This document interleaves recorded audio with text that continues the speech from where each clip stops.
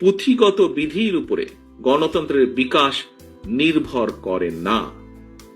গণতন্ত্র বিকশিত এবং শক্তিশালী হয় প্রতিদিনের কার্যক্রমে, আচরণে এবং চর্চায়। আমাদের মধ্যে অবশ্যই ভিন্ন মত, ভিন্ন পথ থাকবে, এটি গণতন্ত্রের সৌন্দর্য। তবে আমাদের উদ্দেশ্য এক এবং অভিন্ন।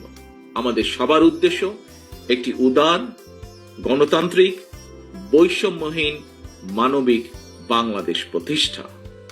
ছাত্র জনতার গণ অভ্যুত্থানে মাফিয়া প্রধান দেশ ছেড়ে পালানোর পর মাফিয়া মুক্ত বাংলাদেশের সামনে গণতান্ত্রিক, বৈষম্যহীন, মানবিক বাংলাদেশ প্রতিষ্ঠার এক অপার সুযোগ সৃষ্টি হয়েছে।